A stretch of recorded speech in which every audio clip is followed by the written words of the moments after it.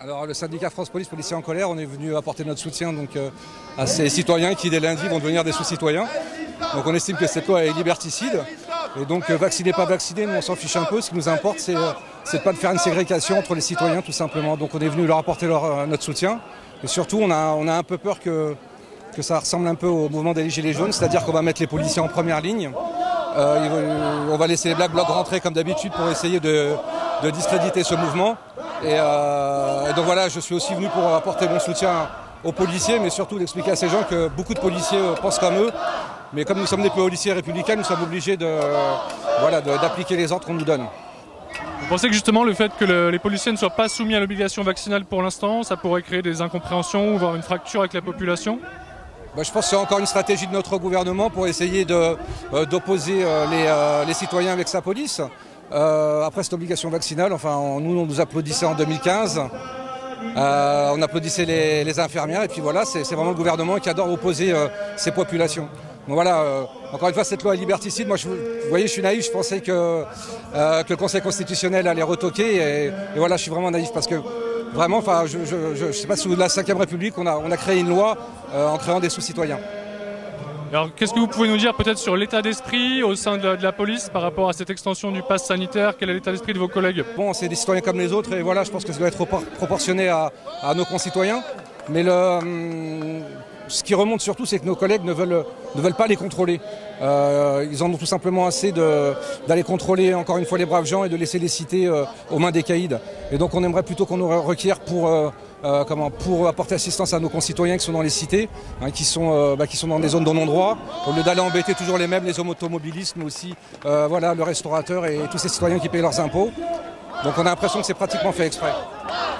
Et comment ça va se passer selon vous concrètement justement ce contrôle du pass sanitaire dans les établissements qui y sont soumis? Est-ce que c'est faisable? Je vois mal mes collègues policiers entrer dans un restaurant, demander des passes sanitaires à des gens qui sont en train de déjeuner ou dîner. Ensuite, s'il y a une erreur, d'aller interpeller parce qu'ils en ont fait un délit pénal, ce qui est fou. Il vaut mieux rouler sans permis que d'oublier un pass sanitaire si vous êtes restaurateur. Et donc interpeller, donc on est en flagrant délit. Donc je ne sais pas comment on va appliquer ça. C'est quelque chose de fou qui est en train de se passer.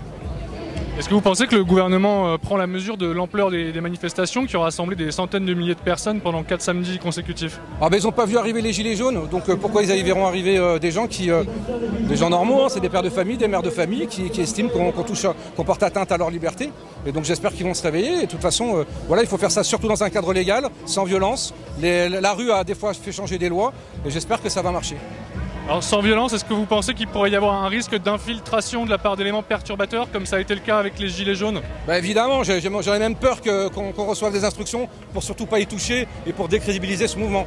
Et c'est ce qui me fait peur parce qu'on aura des policiers sur le carreau, on passera pour les méchants de service, il y aura des victimes collatérales et on va se retrouver effectivement avec la méchante police qui aura des ordres incohérents. Alors comment vous voyez l'évolution justement des choses dans les semaines et les mois qui viennent? Écoutez, moi je pense que les Black Blocs sont en vacances dans les belles résidences de papa et maman, dans la résidence secondaire. Donc quand ils vont revenir de vacances et qu'ils voudront un peu s'amuser, ils viendront tout casser. Donc ça me fait un peu peur, surtout pour ces braves gens qui sont là et qui vont se retrouver, parce que ce sont des gens comme les Gilets jaunes qui n'ont pas l'habitude de manifester. Donc ils ne connaissent pas exactement les rouages, ils ne savent pas que quand il y a des gens qui cassent, moi les conseils que j'ai envie de leur donner, c'est surtout éloignez-vous, laissez la police travailler, car vous êtes les boucliers de ces voyous. Donc pas la peine de filmer, pas la peine de regarder ça, mais plutôt partez et laissez la police travailler. Alors pour conclure, peut-être un mot, une petite note positive. Est-ce que vous voyez des choses positives justement, des leçons inspirantes à tirer de cette crise sanitaire? On parle beaucoup des aspects négatifs. Est-ce que aussi on pourrait peut-être mettre en lumière des choses qui donnent un peu d'espoir? Écoutez, quand nos concitoyens voient qu'une loi liberticide sort, voilà, ça se bouge. Et ça se bouge des deux côtés, de tous les côtés. On n'a pas besoin d'être pro-Macron, anti-Macron. Moi, je pense qu'il y a beaucoup de gens ici qui ont voté Macron, qui sont des hyper déçus de Macron. Donc voilà, j'espère que ça va bouger tout simplement.